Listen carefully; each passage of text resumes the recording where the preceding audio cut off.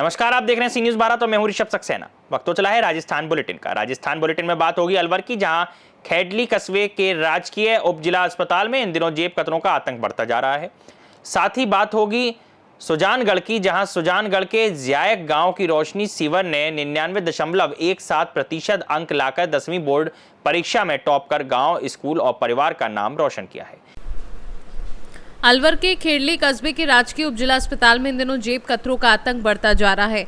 मौसमी बीमारियों और हीटवेव के चलते अस्पताल में मरीजों की भीड़ बढ़ गई है, जिसका फायदा उठाकर जेब कतरे भीड़ में घुसकर वारदात को अंजाम दे रहे हैं। बुधवार को 2 मरीजों की जेब से कुल 21,000 रुपए पार कर लिए गए। पीड़ित रतन सिंह लोधा और दिव्यांग धारा सिंह ने खेडली थाने में मामला दर्ज कराया। अस्पताल परिसर में सीसीटीवी कैमरे और सुरक्षा व्यवस्था के अभाव में पहले भी ऐसी घटनाएं हो चुकी हैं, जिससे मरीज खुद को असुरक्षित महसूस कर रहे हैं। मेरा नाम रतन सिंह लोधा। क्या घटना हुई है आपके साथ? सर, मैं सरकारी हॉस्पिटल में दिखाने गया था। जब मैं जेटली जी के पास दिखा रहा था, उन्होंने बोला था कि आप डॉक्टर साहब के पास, बगल वालों के पास दिखा लो। मैंने बगल वालों के पास दिखाया, उन्होंने कहा कुछ नहीं है, आप किसी दांत वाले को दिखाओ। मैं वहाँ से दिखाकर दवाई ले रहा था। दवाई लेने के बाद में मैं जैसे ही बाहर निकला, मैंने पैसे चेक किए, मेरे जेब में पैसे नहीं निकले सर। कितने पैसे गायब हो गए? मेरे सब करीब 4500-4600 रुपये थे। अच्छा, और भी कोई घटना हुई थी? हाँ सर, एक बंदा और था सौकर का, धारा सिंह जाटव, उसके साथ 17,000 रुपये थे सर। अच्छा, वे कोई समूह का लोन के पैसे इकट्ठे कर बैंक में जमा कराने के लिए लेकर आया था सर। अच्छा, वे दोनों मर्दवैयर थे, वो उनको दिखाने लाई थी सर। बैंक में जमा नहीं कराया? उन्होंने बैंक में जमा नहीं किए सर। क्यों? वो सर क्योंकि हॉस्पिटल बंद हो जाएगा, इसलिए वो उन्होंने 1-1.5 बजे के बाद में जमा कराया होगा। उनके कितने पैसे थे? उनके 17,000 रुपये निकाले सर। फिर इस मामले में कोई पुलिस रिपोर्ट वगैरह? हम सब दोनों जने मिलकर पुलिस थाने गए थे। दोनों ने हमने FIR लॉन्च कराई थी। पुलिस वाले कह रहे थे आप जाओ, हम अपना आप आ जाएंगे, आपको कॉल कर लेंगे। ठीक है। अलवर से सी न्यूज़ संवाददाता राजकुमार गुप्ता की रिपोर्ट। खबर अलवर से है, जहां बुधवार को जेल में एक विशेष सर्च अभियान चलाया गया, जिसमें शहर के सभी थाना अधिकारी मौजूद रहे। एडिशनल SP तेजपाल सिंह ने बताया कि जेल में समय समय पर सर्च अभियान चलाया जाता है, ताकि सुरक्षा व्यवस्था को मजबूत किया जा सके। अभियान के तहत जेल की सभी बैरकों की गहनता से जाँच की गई और कैदियों की भी तलाशी ली गई। इस दौरान किसी भी प्रकार की संदिग्ध वस्तु बरामद नहीं हुई। उन्होंने बताया कि यह नियमित प्रक्रिया है और इसका उद्देश्य जेल में अवैध गतिविधियों पर अंकुश लगाना है। हालांकि उन्होंने स्वीकार किया कि शहर में कोतवाली थाने में अक्सर जेल में मोबाइल मिलने के मामले दर्ज होते हैं।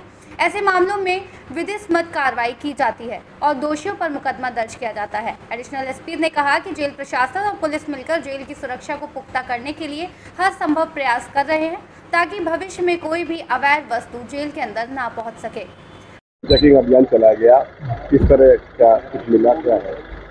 बिल्कुल, शहर के सभी SHO और CO साहिबान, ADM साहब, सिटी, सबने मिलकर जेल में चेकिंग की और चेकिंग के दौरान पूरा थॉरोली चेक किया गया हर बैरक को, और उनके जो भी अलामात हैं वो चेक किया गया। कोई ऐसी निषिद्ध सामग्री नहीं पाई गई।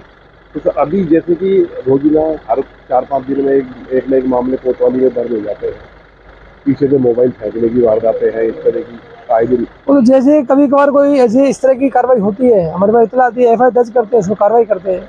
ये जो चेकिंग है, बैरक्सी चेकिंग है, उसमें कोई ऐसी निषिद्ध सामग्री नहीं पाई गई। अलवर से सी न्यूज़ संवाददाता अमन जैन की रिपोर्ट। सुजानगढ़ विधानसभा क्षेत्र के गांव जियाक की होनहार छात्रा रोशनी सीवर ने 10वीं बोर्ड परीक्षा में 99.17% अंक हासिल कर गांव, स्कूल और परिवार का नाम रोशन किया। किसान श्रवण राम की बेटी रोशनी ने 3 विषयों में 100 में से 100 अंक पाए। उसकी इस उपलब्धि पर गांव में जश्न मनाया गया और DJ पर नाचते हुए परिवार व टीचर्स ने उसका स्वागत किया। रोज 6 घंटे पढ़ाई करने वाली रोशनी मोबाइल से दूर रहती थी और योग भी करती थी। उसने भविष्य में प्रशासनिक सेवा में जाने की इच्छा जताई है। उसके दोनों भाई सेना में सेवाएं दे रहे हैं। मेरा नाम रोशनी सिमर है। मैं चूरू जिले के जाग गांव से हूं। मैंने 10वीं बोर्ड परीक्षा में 99.17 अंक प्राप्त किए हैं इंग्लिश मीडियम से। मैं इसका श्रेय अपने गुरुजनों एवं माता पिता को देना चाहूंगी। इसके लिए मैंने नियमित 5 से 6 घंटे का अध्ययन किया है और आगे चल के मैं भारतीय प्रशासनिक सेवा में कार्य करके अपने देश एवं गाँव का सेवा करना चाहती हूँ। धन्यवाद। चूरू से सी न्यूज संवाददाता पवन शर्मा की रिपोर्ट।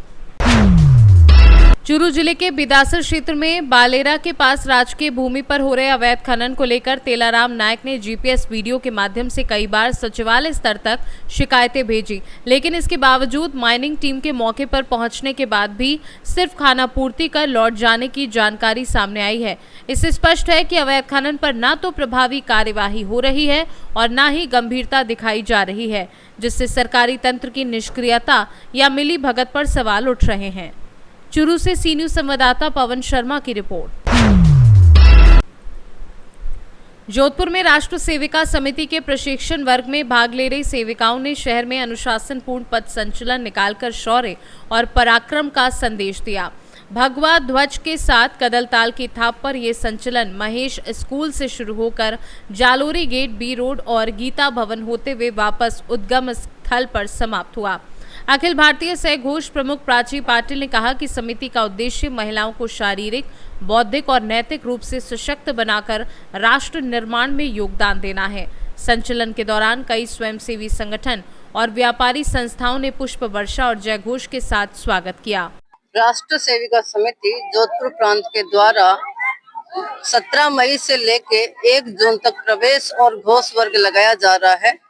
प्रवेश वर्ग और घोष वर्ग में बहनों को शारीरिक, मानसिक और बौद्धिक रूप से कई कार्यक्रम सिखाए जाते हैं, जिससे वे अपनी रक्षा कर सके, साथ ही राष्ट्रभक्ति के भी गुण बढ़ सके। इन सभी संस्कारों को जीवित करने के लिए और उनको राष्ट्र भावना बढ़ने के लिए समय समय पर कई तरह के वर्ग लगाए जाते हैं। इन्हीं वर्गों की कड़ी में आज जोधपुर में यह पथ संचलन निकाला गया। इस पथ संचलन में पश्चिमी राजस्थान के 21 जिलों से 238 बहनें भाग ले रही है और ये सभी बहनें सुबह जल्दी उठती हैं और कठोर दिनचर्या का पालन करते हुए दिन भर कुछ न कुछ शारीरिक, मानसिक कार्यक्रम करती रहती हैं और अपने शारीरिक और मानसिक बौद्धिक को परिपक्व कर रही हैं। इसी कड़ी में आज ये पथ संचलन निकाला गया, जिसमें विविध संगठनों ने इनका भव्य स्वागत किया और इनका उत्साह वर्धन किया। और ऐसा ही कार्यक्रम 31 मई को होगा, जिसमें इनका समापन होगा और उस समापन में इन्होंने जो 15 दिन में सीखा उन सब का प्रात्यक्षिक भी किया जाएगा। जोधपुर से सी न्यूज संवाददाता आनंद शर्मा की रिपोर्ट। जोधपुर में सामाजिक न्याय एवं आधिकारिकता विभाग, चिकित्सा एवं स्वास्थ्य विभाग, श्री शनिचर थान ट्रस्ट और all India Jain minority federation द्वारा वरिष्ठ नागरिकों के कल्याण और सशक्तिकरण के लिए 1 दिवसीय जिला स्तरीय कार्यशाला आयोजित की गई। कार्यक्रम की शुरुआत सरस्वती पूजा और दीप प्रज्वलन से हुई। कार्यशाला में योगा प्रशिक्षण, बुजुर्गों के लिए आयुष्मान वय वंदना कार्ड वितरण और CPR प्रशिक्षण दिया गया। अतिरिक्त पुलिस अधीक्षक ने वरिष्ठ नागरिकों की सुरक्षा एवं त्वरित सहायता पर जानकारी दी। राज्यसभा सांसद राजेंद्र गहलोत ने बुजुर्गों के कल्याण के लिए सरकार की योजनाओं के बारे में बताया और उनके स्वस्थ जीवन की कामना की। कार्यक्रम के अंत में विभाग के संयुक्त निदेशक ने सभी का आभार व्यक्त किया। कई स्वयंसेवी संस्थाओं ने कार्यशाला के सफल संचालन में महत्वपूर्ण भूमिका निभाई। पूरे राजस्थान प्रदेश में आज वरिष्ठ नागरिकों कल्याणार्थ 1 दिवसीय कार्यशाला का आयोजन किया जा रहा है।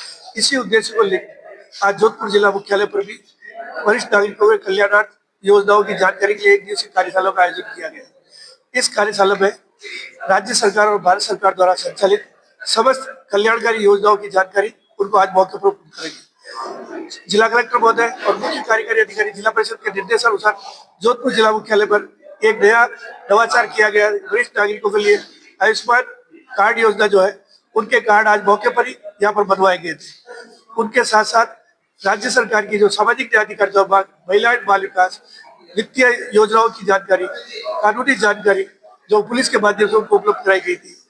विशेष बात यह रही कि बैंकों द्वारा उनके क्या वित्तीय अधिकार है और वो किस प्रकार से अपने परिवार के लिए बचत कर किसी विशेष परिस्थिति में उस पैसे का उपयोग कर सकते हैं। इनकी जानकारी आज 1 दिवसीय कार्यशाला में उपलब्ध कराई गई। कितने लोगों ने लाभ लिया आज के पूरे दिन में लगभग 130 लोगों के आसपास वरिष्ठ नागरिक जन यहाँ पर उपस्थित हुए। करते विभाग एवं विभिन्न स्वयंसेवी संस्थाओं के माध्यम से राज्य सरकार, केंद्र सरकार एवं जिला प्रशासन की ओर से जो बुजुर्ग है हमारे, जो हमारे आदर्श है, उनको हम किस प्रकार से खुश और कानूनी जानकारी से उत्पन्न रख सके, इसी उद्देश्य से इस आज कार्यशाला का गठन आयोजन किया गया था। और इसके अंदर जिला प्रशासन, पुलिस प्रशासन, जो हमारे मार्गदर्शक राज्यसभा के सांसद आदरणीय राजेंद्र जी गहलोत साहब, सब इन बुजुर्गों के साथ आज सानिध्य में रहे और उन्हें उनके अधिकारों, उनके स्वास्थ्य संबंधी जानकारियां एवं वरिष्ठ नागरिकों का जो सामाजिक न्याय अधिकारिता विभाग का कानून है उससे संबंधित जानकारियों से उनको अवगत कराया। उमेदराज जैन, आज सरकार की एक अनुकरणीय पहल बुजुर्गों के लिए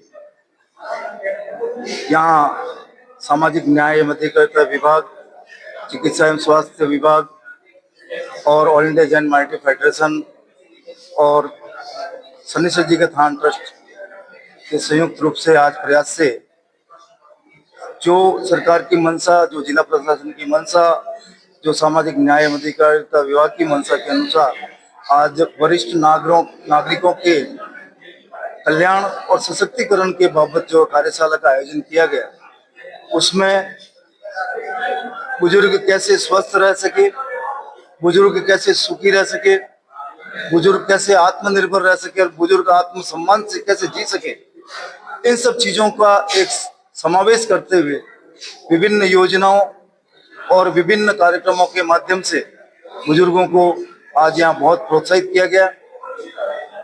योगा के रूप में, CPR प्रशिक्षण के रूप में और 70 वर्ष से अधिक आयु के जितने भी बुजुर्ग हैं, जो चिकित्सा एवं स्वास्थ्य विभाग की और राजस्थान सरकार की जो महत्वाकांक्षी योजना है, जिसमें वय वंदना कार्ड, आयुष्मान वय वंदना कार्ड जो बनाए जाते हैं, उनके बारे में जानकारी दी गई। जोधपुर से सी न्यूज़ संवाददाता आनंद शर्मा की रिपोर्ट। खबर अलवर से, जहां शहर के शिवाजी पार्क थाना क्षेत्र में रहने वाले युवक राजकुमार मेहंदी रेता ने फांसी लगाकर आत्महत्या कर ली। मृतक फल सब्जी का काम करता था। उनके जीजा राजू ने बताया कि रात 2 बजे तक राजकुमार पूरी तरीके से सामान्य था, लेकिन सुबह परिजनों ने देखा तो कमरे में पंखे से लटका हुआ मिला। आत्महत्या के पीछे का कारण अभी स्पष्ट नहीं हो पाया है। फिलहाल पुलिस ने मौके पर पहुंचकर शव को कब्जे में ले लिया है और पोस्टमार्टम के बाद परिजनों को सौंप दिया है। पुलिस सब मामले की गहन जांच में जुटी हुई है। ये नाम पूरा क्या है? राजकुमार मेहंदी रेता। क्या घटना हुई पूरी? ये सुबह रात को सोए और सुबह लटके मिले। तो कहाँ के निवासी थी ये? शिवाजी पार्क। शिवाजी पार्क में कर रहते हैं? तो केतराड़ में। क्या काम करते थे? फ्रूट की दुकान है, ठेली लगी। कोई ऐसी वजह है, कोई परेशानी? कुछ नहीं। कितने बजे सूचना लगी आपको? सूचना कब लगी? 8 बजे रात को। 2 बजे तक तो सही थे, 2 बजे तक हम छोड़ के आए राजीपुर से। उसके बाद अकेले ऊपर रूम में सोए हैं। उसके बाद यहाँ पे लेके आए। आपका नाम क्या है? राजू। अलवर से सी न्यूज़ संवाददाता अमन जैन की रिपोर्ट। खबर अलवर से, जहां शहर के शिवाजी पार्क क्षेत्र में देर रात हुए सड़क हादसे में 45 वर्षीय व्यक्ति की मौत हो गई। इस हादसे के बाद स्थानीय लोगों में रोष फैल गया और उन्होंने मौके पर जाम लगा दिया। क्षेत्रवासी प्रभु और अनिल सैनी ने बताया कि यहाँ आए दिन सड़क दुर्घटनाएं होती रहती हैं, लेकिन प्रशासन को बार अवगत कराने के बावजूद कोई कार्रवाई नहीं कर रहा है। स्थानीय लोगों की मुख्य मांग है कि घटनास्थल पर एक बड़ी स्ट्रीट लाइट लगवाई जाए और डिवाइडर बनाया जाए ताकि भविष्य में हादसों में कमी लाई जा सके। लोगों का कहना है कि जब तक उनकी मांगें पूरी नहीं होंगी वे विरोध जारी रखेंगे। अलवर से सी न्यूज़ संवाददाता अमन जैन की रिपोर्ट। ऐसी तमाम खबरों की विस्तार से चर्चा करेंगे इस बुलेटिन में। फिलहाल के लिए बुलेटिन में इतना ही। देश और दुनिया की तमाम खबरों के लिए आप देखते रहिए सी न्यूज़ 12।